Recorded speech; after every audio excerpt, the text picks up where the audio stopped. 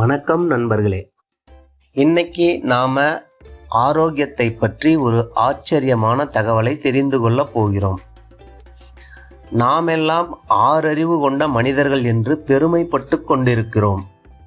சில நேரங்களில் 5 அறிவு ஜீவன்கள் அதன் உடல் மேல் காட்டும் அக்கறையை பார்க்கும்போது ஆச்சரியமாக இருக்கிறது. அது என்ன என்பதை இந்த காணொளியில் விளக்கமா பார்க்கலாம் வாங்க. நாய் அல்லது பூனை விளையாடி கொண்டிருப்பதை பல நேரங்களில் பார்த்திருப்போம். காரணமில்லாமல் நமக்குள்ளும் ஒரு மகிழ்ச்சி தொற்றிக்கொள்ளும். அவ்வளவு சந்தோஷமாக விளையாடி கொண்டிருக்கும் நாயோ அல்லது பூனையோ உடல்நிலை சரியில்லை என்றால் என்ன செய்யும் என்று உங்களுக்கு தெரியுமா?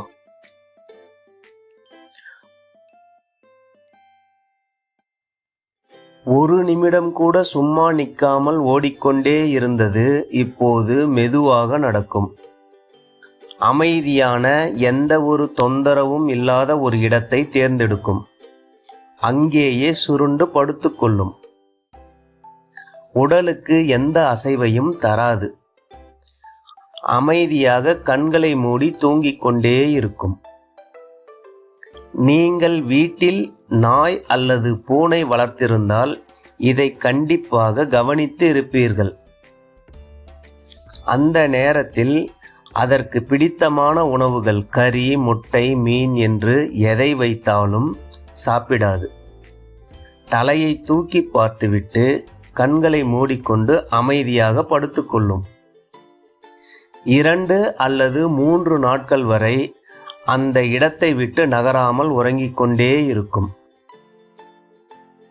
அந்த 3 நாட்களிலும் ஓடுவது, விளையாடுவது என்று எந்த ஒரு செயலையும் செய்யாமல் இருக்கும். அது செய்யும் ஒரே செயல் ஓய்வு எடுப்பது மட்டுமே. இதை ஒரு முழுமையான ஓய்வு என்றே கூறலாம். ஆனால் 3 நாட்களுக்கு பிறகு என்ன நடக்கும் தெரியுமா? மெதுவாக எழுந்து நிற்கும். ஒரு சோம்பல் முறிக்கும். சிறிது நேரத்தில் மீண்டும் பழையபடி சுறுசுறுப்பாக ஓடும், விளையாட ஆரம்பிக்கும். இந்த செயல் நமக்கு சொல்லும் பாடம் என்ன? 5 அறிவு ஜீவனுக்கு தெரிகிறது, உடல்நிலை சரியில்லை என்றால் ஓய்வு எடுக்க வேண்டும் என்று. ஆனால் 6 அறிவு கொண்ட மனிதன் நாம் என்ன செய்கிறோம்? உடம்பு சரியில்லையா? உடனே மருந்து மாத்திரை எடுத்துக்கொண்டு வேலைக்கு சென்று விடுகிறோம். உடலுக்கு ரொம்பவும் முடியலையா?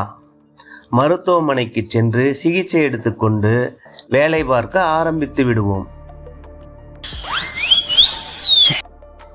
உடல் நம்மிடம் சொல்ல வருவது என்ன? நான் மிகவும் சோர்வாக இருக்கிறேன், என்னை புதுப்பித்துக் கொள்ள எனக்கு கொஞ்சம் ஓய்வையும் அவகாசத்தையும் கொடு என கேட்கிறது. நாம் என்ன செய்கிறோம்? அதன் வேண்டுகோளுக்கு செவி சாய்க்காமல் அலட்சியம் செய்கிறோம். உடம்பு சரியில்லாத நேரத்தில் உடல் என்ன செய்கிறது தெரியுமா? உடலின் சக்தி முழுவதையும் நோயை குணப்படுத்துவதற்கே செலவழிக்கும். அந்த நேரத்தில் வாயில் கசப்பு சுவை வரும். அது எதற்காக என்று தெரியுமா? நாம் சாப்பிட்டு விட்டால் அதை செரிமானம் செய்வதற்கு உடலின் சக்தியை செலவழிக்க வேண்டி வரும். இருக்கும் சக்தியை வைத்து உடலை குணப்படுத்த வேண்டும். நீங்கள் எதையும் சாப்பிட வேண்டாம் என்று கூறும் உணர்வே வாயில் கசப்பு சுவையாக வருகிறது. அந்த நேரத்தில் நாம் ஓய்வு எடுக்கும்போது உடல் வேகமாக தன்னை புதுப்பித்துக் கொள்ளும். அதனால் உடல் உபாதை விரைவில் குணமடையும். அந்த நேரத்தில் வேலைக்கு செல்வதும் வேலை செய்வதுமாக இருந்தால் உடலில் என்ன நடக்கும்? உடல் 2 வேலைகளை செய்ய வேண்டி வரும். ஒரு பக்கம் நோயை குணப்படுத்த போராடும், மற்றொரு பக்கம் உடலை இயக்க வேண்டும். இதனால் நோய் முழுமையாக குணமடையாமல் உள்ளுக்குள் வளர்ந்து கொண்டே இருக்கும். திடீரென்று ஒரு நாள் பெரிய பிரச்சனையாக உருமாறி நிற்கும். உடல் இயக்கத்தில் தடை வரும்போதுதான் நோயை பற்றிய பயமும் உடலை நினைத்து கவலையும் வர ஆரம்பிக்கும். பல வருடமாக சாப்பிடக்கூட நேரமில்லாமல் சேர்த்து வைத்த பணத்தை மருத்துவமனையில் படுத்துக்கொண்டு செலவழித்துக் கொண்டிருக்கிறார்கள். அன்று பணம்தான் முக்கியம் என்று ஓடியவர்கள் எல்லாம் இன்று ஆரோக்கியம்தான் முக்கியம் என்று மருத்துவமனையில் புலம்பிக் கொண்டிருக்கிறார்கள். பொருளாதாரத்தில் முன்னேற வேண்டும் என்று அவசரமாக ஓடுகிறீர்கள். அதற்கு ஏன் ஆரோக்கியத்தை அடகு வைக்கிறீர்கள்? இதுக்கு பருத்தி மூட்டை பேசாம குடோன்ல இருக்கலாமே. உங்களை காயப்படுத்த இதை கூறவில்லை. வாழ்க்கைக்கு பொருளாதாரம் தேவையான ஒன்று, ஆனால் ஆரோக்கியம் அவசியமான ஒன்று.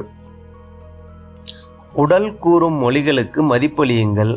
ஆரோக்கியம் பெருகும், வாழ்க்கை அழகாகும்.